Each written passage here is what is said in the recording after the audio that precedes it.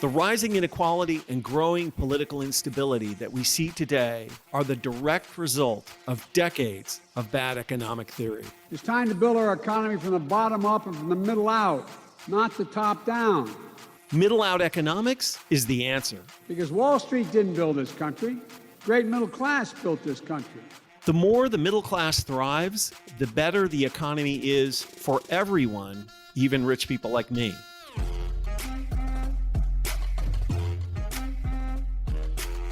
This is Pitchfork Economics with Nick Hanauer, a podcast about how to build the economy from the middle out. Welcome to the show.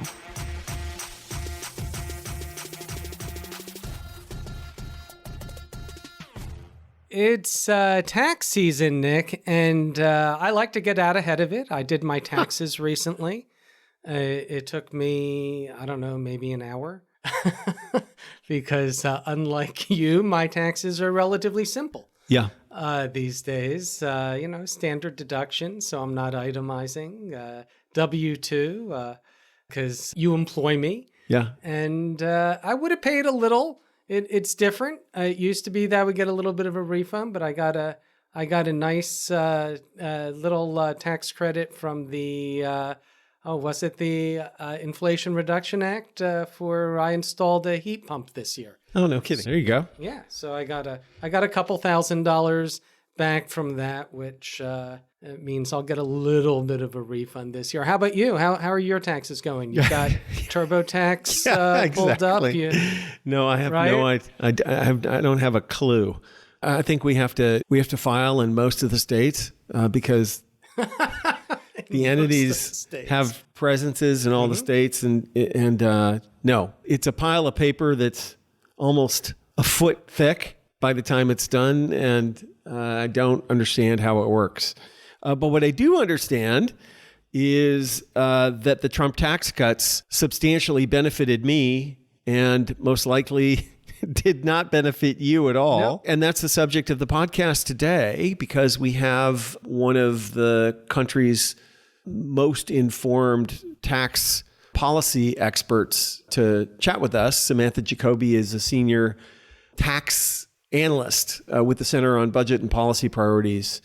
Consequently, before she did that, she practiced tax law to international tax firms in New York and Washington, D.C., so she knows her business. And I read, and I think we'll put it in the show notes, her recent testimony to Congress on the Trump tax cuts that are expiring in 2024 and why we should either massively reform them or let them all expire. Because what's really clear, and I know you know this, that the 2017 Trump tax cuts, some of which are permanent, those are the big tax cuts for corporations, big corporations, and some of the tax cuts for rich people cost the country trillions of dollars in tax revenue, trillions, yes. And provided none of the broad economic benefits that were claimed. As you and I remember so vividly, Trump and Paul Ryan promising all Americans that the average American would get a $4,000 raise because of all of this, promising that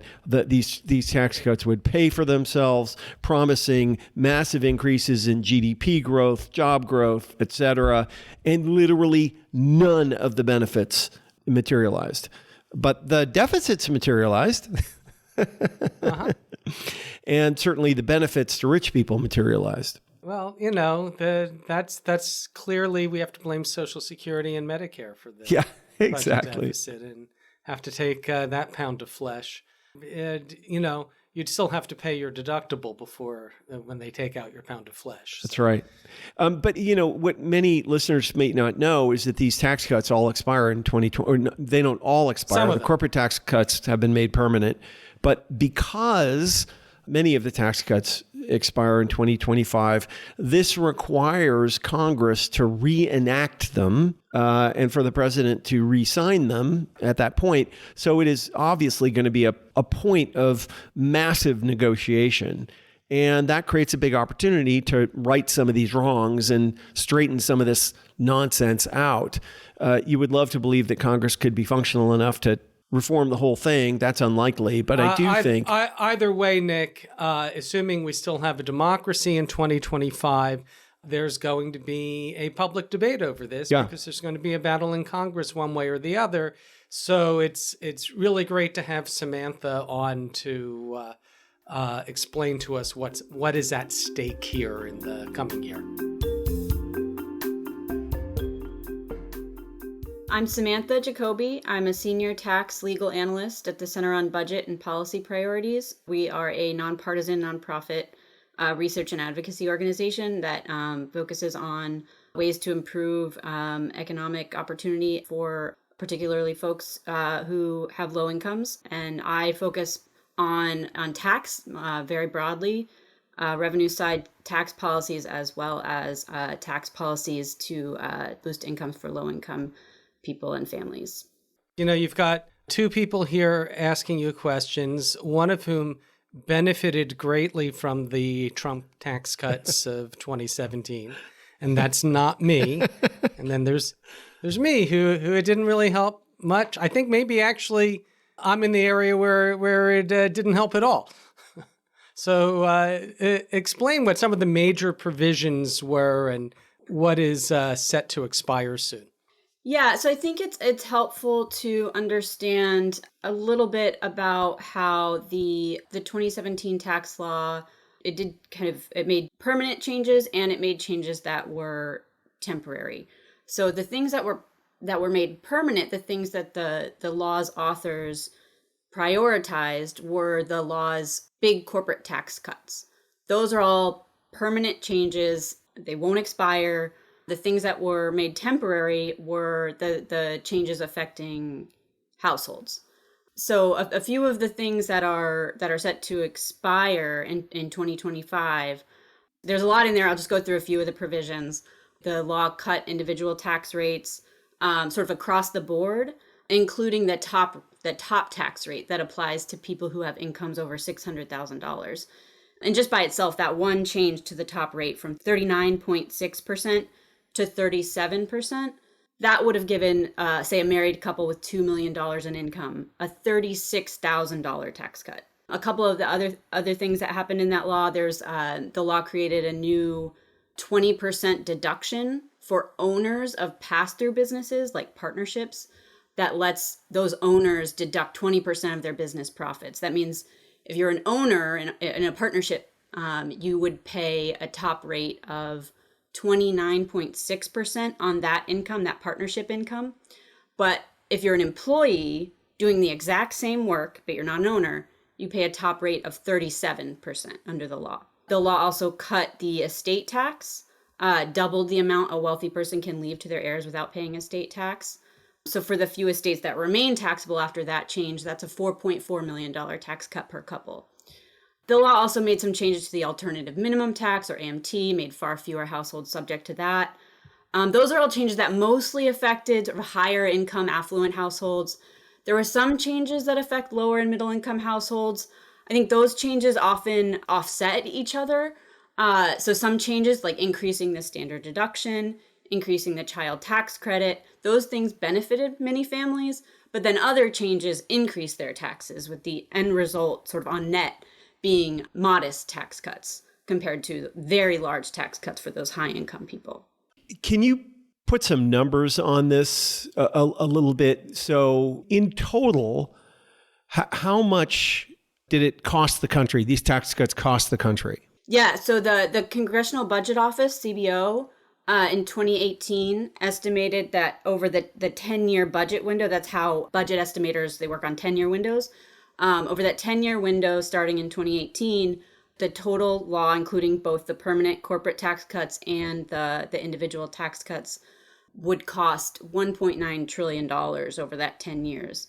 And then, if you take the expirations, let's say they're all extended, that's going to be another, on top of that original 1.9 trillion, 3.5 trillion over the next 10 years. That, just important to note, that 3.5 trillion I just mentioned, that will be on top of any cuts that were made permanent, the corporate tax cuts. Wait, I've been told that tax cuts always pay for themselves. And Trump was promising that the average worker would get a $4,000 raise due to all of the growth we would see from that. Did that happen? So no, I think, that happens a lot. Proponents of this trickle-down economic theory have sort of consistently argued that cutting taxes for corporations and high-income households will boost economic growth and pay for themselves. Tax cuts plainly don't pay for themselves. I testified last year in front of the Senate Budget Committee, and all of the witnesses, both the witnesses who were invited by Democratic senators and the witnesses invited by Republican senators, all of the witnesses agreed the 2017 tax cuts did not pay for themselves. You mentioned that President Trump's Council of Economic Advisors said the corporate tax cut in particular would lead to a $4,000 boost in household income. That's been studied. There's really no evidence that cutting corporate taxes trickles down to workers in the form of wage increases. In fact, there's a recent study that found that workers in the bottom 90th percentile, so somewhere around $115,000 in income or below, there was no wage increase, zero wage increase from the corporate rate cut. And you see the same thing with like the pass-through deduction I mentioned before. Republican lawmakers said the deduction would create jobs, boost investment. There's no evidence for that either. And as I recall, there was zero impact on economic growth of any kind. Like if you look at the numbers, there wasn't more job creation, there wasn't more GDP growth, there wasn't more productivity growth, nothing. Yeah, that's what some early evidence found. I think the pandemic years sort of made it hard to study, but yeah, certainly it's not really been seen. Right. And again, I'm so surprised that when you cut a corporation's taxes, they don't pass those savings on to their workers through higher wages. It's, man, I guess I know nothing about economics. So what were the most egregious provisions of the Trump tax cuts? Yeah, so I mentioned the pass-through deduction earlier, just to go through that in a little bit more detail. That's just a giveaway, right, to high-income people. It costs $50 billion a year, and over half of that goes to millionaires. Because it's a deduction, the highest value goes to those in the highest tax brackets. High-income people tend to get more of their income from pass-through businesses, right? They invest in different businesses. And so it doesn't boost jobs. It doesn't boost investment. That's something that is expiring at the end of 2025 and should certainly be on the list of things to end. Then the corporate tax cut, I think, was another one, right? That one, like I mentioned, was made permanent. There's nothing stopping policymakers from bringing it back on the table. The old rate was 35%. Not necessarily, you don't necessarily have to go back to that 35%, but 21% where it is today is far too low. You could imagine something somewhere in the middle, maybe 28%, that would raise a lot of money. That would raise around $1.3 trillion over 10 years. So those are all things that policymakers should keep in mind as the law is set to expire next year. So if you just, I'm trying to figure out how much the Trump tax cuts cost in revenue annually. Is it about $300 billion annually? $200 billion annually? Extending the 20. If you just erase them, how much more? Including the permanent tax cuts. How much more revenue? Yeah, that's the question I'm trying to answer. Yeah, I mean, so the original law, 1.9 trillion, that's sort of the revenue loss from the law over 10 years. So plus or minus 200 billion a year. Yeah, the expirations on top of that is about 300 billion a year. 300 billion obviously is a lot of money. You could pay for a lot of cool stuff with that. Let's get to what we should do. Like if you were in charge, what do you think we should do? Yeah, so I mean, I think that the Trump tax cuts expiring next year, that presents a really big opportunity to kind of revisit what was done, what we should be doing. And we're going to be hearing a lot about tax in the next year or so. So I think the first thing to do, right, is end the tax cuts from the Trump tax cut law that primarily benefit high-income households. So just don't renew those. The ones I mentioned, right? The top income tax rate should go back to what it was before 2018. The pass-through deduction should end. Let's just set the estate tax back to where it was before 2018. So those provisions. But then don't stop at that, right? You should revisit the corporate tax cut. think through some other ways to raise progressive revenues that can be used to make investments in people and families. One big priority, right, should be the child tax credit. In 2021, the Congress temporarily expanded the child tax credit, and that led to the largest reduction in child poverty in history. So those are all things that policymakers should really be thinking about now. And if we let all of those provisions expire, how much more tax revenue would that create? The cost of extending all the expiring provisions from 2026 through 2035 is around $3.5 trillion. So that's $3.5 trillion in revenue that we could be raising that we wouldn't be raising if we extend all the Trump tax cuts. That's about $350 billion a year. Okay, got it. Okay, so a lot of dough. Obviously, that's free college for everybody, and so many things. Right.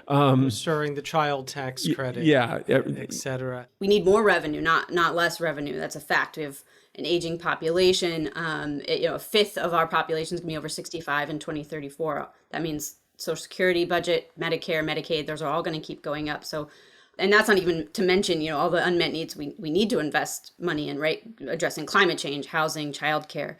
So we do need that revenue.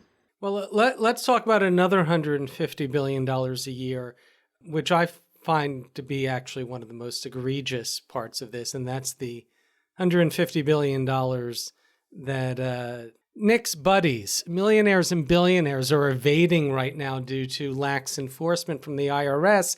The Republicans have actually blocked funding of the IRS to audit the wealthy. Was that part of the Trump tax cut, or is that a separate provision? Yeah, that's a good point. That actually went. That happened. That started well before the 2017 tax law. The IRS budget was cut by 20% in inflation-adjusted terms from 2010 to 2020, and so that matters, right? When Congress cuts the IRS budget, the IRS loses staff. Audit rates go down, and audit rates particularly go down for those very high-income people and corporations. Just to put a couple of numbers out there, right? The audits of millionaires fell by 70% in that time period, and audits of large corporations fell by 50% in that time period. There are fewer revenue agents now, those sophisticated auditors that handle the complex returns of high-income people. There are fewer of those revenue agents now than at any time since the early 1950s, right? And that's despite our economy being vastly larger now and vastly more complex. Right. And as Trump has proven, you could take years of investigation and depositions and courtroom battles to figure out somebody's taxes. Exactly. You think about what it takes to audit a very high income person, right? They've got really complicated asset structures, layers of different entities. You have to track all of their complicated transactions. You have to have kind of the best people, lots of staff, a lot of resources to do that kind of work. And so when you see the kind of staff reductions that they've seen, rebuilding takes a lot of time and a lot of money.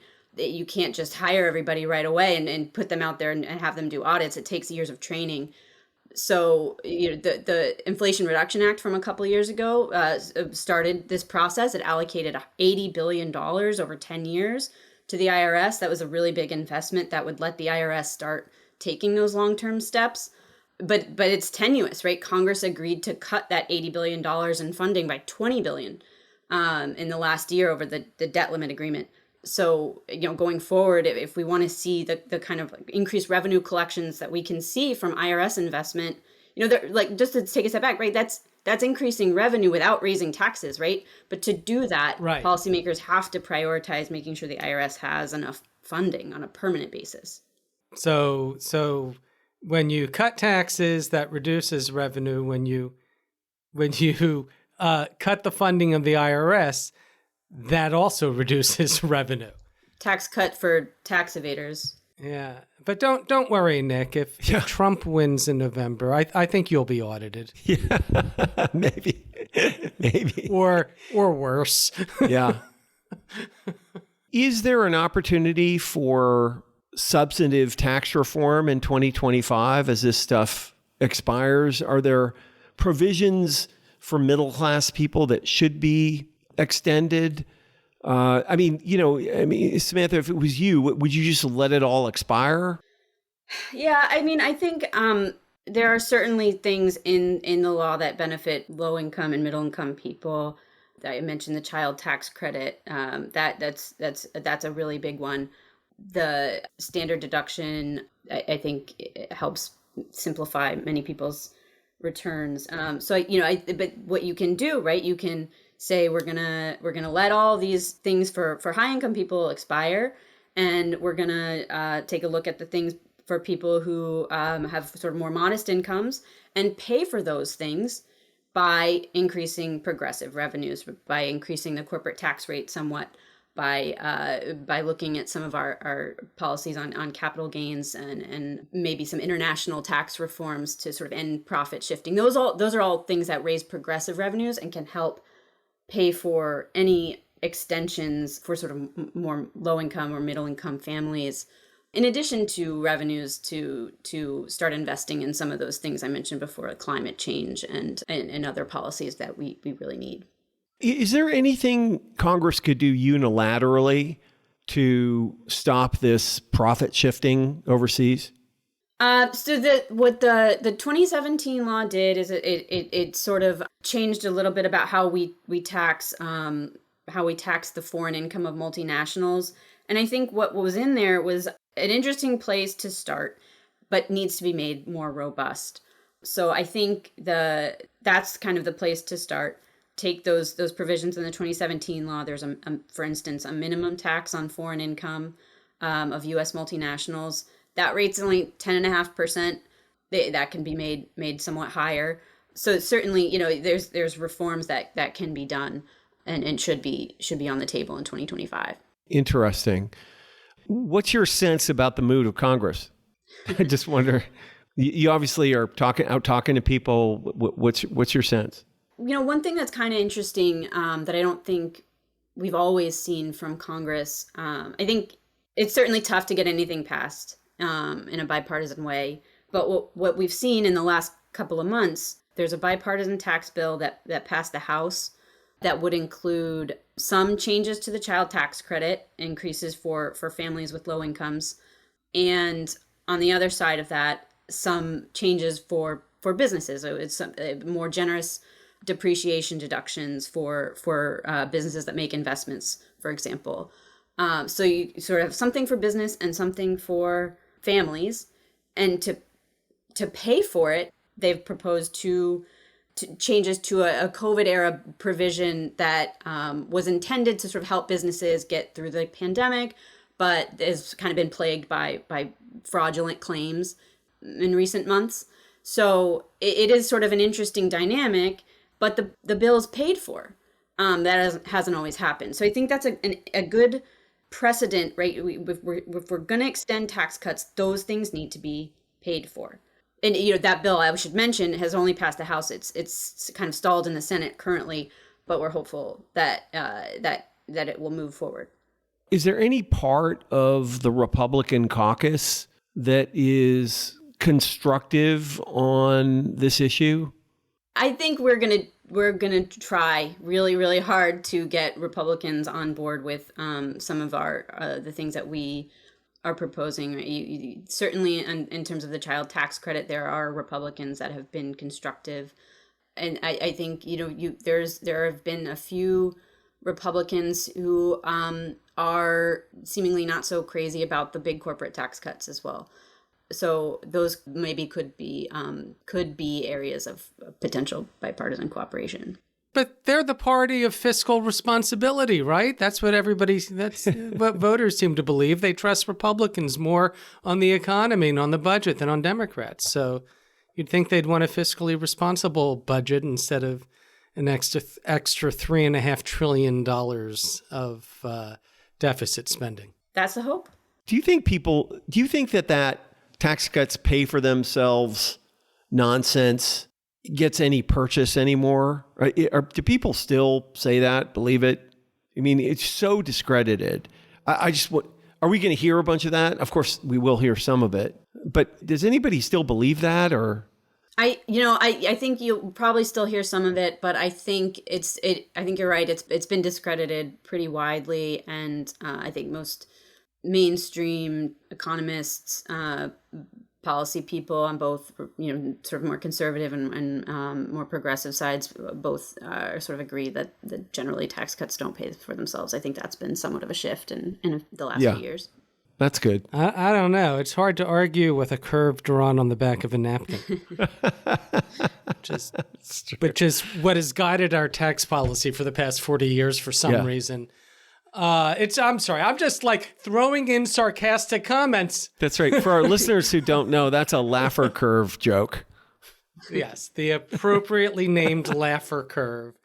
I realize this entire discussion, Samantha, I have not been helpful.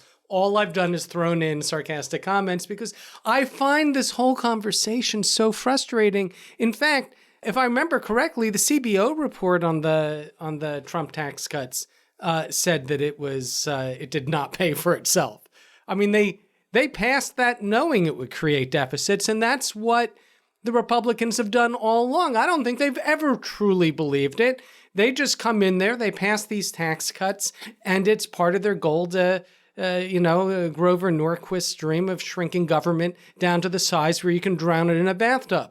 Yeah, that's just what we've kind of seen with these trickle down tax cuts. The giving windfall tax cuts to the wealthy and corporations doesn't generate broadly shared economic benefits. As you said, it doesn't. They don't pay for themselves. What it does is further enrich the people who don't need more help, and it adds to federal deficits and debt. And then we end up with less tax revenue, which limits our ability to make those kinds of investments that we really need to broaden opportunity and contribute to shared prosperity in a real way. And if I remember correctly, what we saw after these tax cuts were passed was on the corporate side was an increase in stock buybacks. Yep. Yeah. There was the highest number of stock buybacks ever right after the law was passed. Yeah. Surprise, surprise. Yeah. Well, Samantha, this has been fantastic. One final question. Why do you do this work? I mean, there are lots of reasons I do this work. I think it's fun. I get to read and write all day and talk to people like you. But I think, kind of more fundamentally, I think how we choose to raise and spend revenue as a country is ultimately an expression of our values. We're the richest country in the world. We shouldn't have the level of child poverty that we do. And we know how to fix it. We can do it through the tax code. And so I think, ultimately that's kind of why I'm doing this work and what I try to do every day. That's awesome. Well, thank you so much for being with us. Yeah, thank you for your service. I mean, yes. I can't imagine having to sit and testify before a congressional committee. It just seems like such a hopeless thing to do right now. Yeah. Well, thank you very much for having me. This was great. The question I asked Samantha at the end there about whether people still believe this nonsense about whether, tax cuts delivering growth and tax cuts paying for themselves. It's been so long since any of that was credible to me that I find it so astonishing and so frustrating that we're still having these conversations. It will be interesting to see how those arguments are recycled in 2025, because there's literally no basis for this anymore. It's just such nonsense and lies.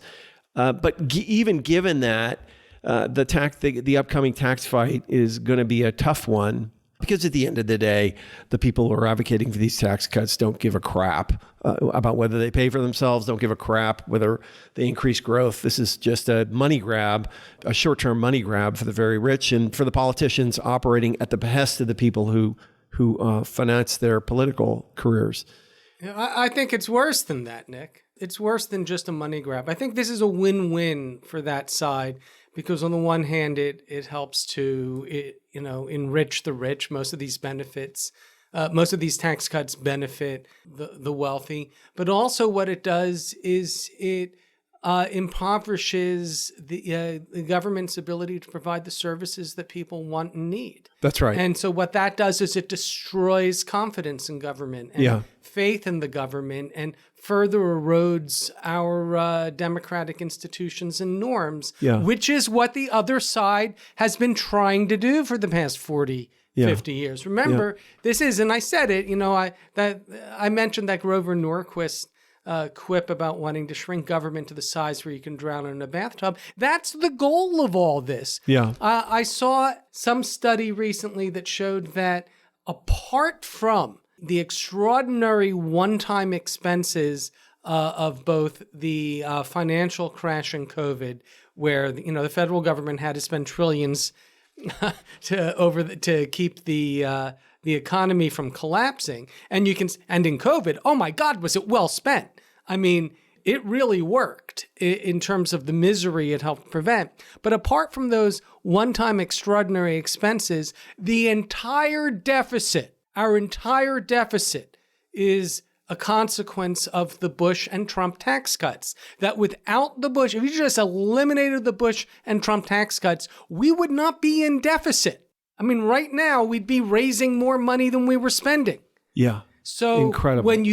When you hear the other side saying, oh, well, we need to do something about entitlements, those entitled people expecting the Social Security and Medicare that they've been taxed on for their entire lives, we got to cut that because, it's just too expensive. We can't afford this after we've got, $300 billion a year in tax cuts, mostly for the wealthy.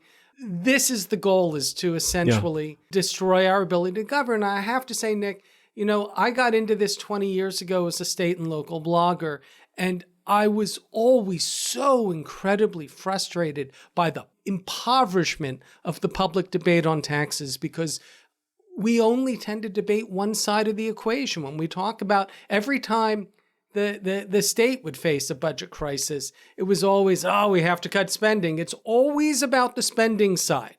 How irresponsible the spending is, how we're spending too much on this or on that. And we never talk about the revenue side, but it's a budget, right? There's revenue and there's spending. And here we are again. So I don't know about you. You said you're hopeful for 2025? Well, I'm hopeful that we'll make some progress in 2025. Yeah. Well, first of all, we're hopeful that the Democrats will be in charge in 2025. So we can actually have a debate. And God, I'm hoping the Democrats, that if they are in control and they have a chance to do something about this, that they steel themselves to the usual trickle-down attacks. Yeah. Well, I mean, and one of the reasons I'm optimistic is that this group is the best we've had in a generation to do that. Not one policymaker in the Biden administration believes any of that nonsense. So I'm not worried about the Biden administration. I'm worried about the Democratic caucus. Yeah. And one final thing we did not talk about in this, Nick, which I think is really important, is how much these tax cuts, both the Bush and the Trump tax cuts, has exacerbated our crisis of economic inequality, because it widens that gap, and how dangerous that is for our nation, for our democracy. And, it's something that on the one hand, the Trumpists push for these tax cuts that exacerbate inequality, and then they go and they try to exploit the anger that creates. And so if we want a functional democracy, we need a more equitable economy, and you don't get that from a tax system that is allowing that gap to grow. Yeah, absolutely. Well, one thing's for sure: we're not going to avoid the fight. We're not going to avoid this conversation. It's coming. Yeah. Again, assuming we still have a Congress in 2020. That's true. Who knows what will happen after this election? Again, if you want to read more from Samantha, we have provided a link to her congressional testimony in the show notes. Pitchfork Economics is produced by Civic Ventures. If you like the show, make sure to subscribe, rate, and review us wherever you get your podcasts. Find us on Twitter and Facebook at Civic Action and Nick Hanauer. Follow our writing on Medium at Civic Skunkworks and peek behind the podcast scenes on Instagram at Pitchfork Economics. As always, from our team at Civic Ventures, thanks for listening. See you next week.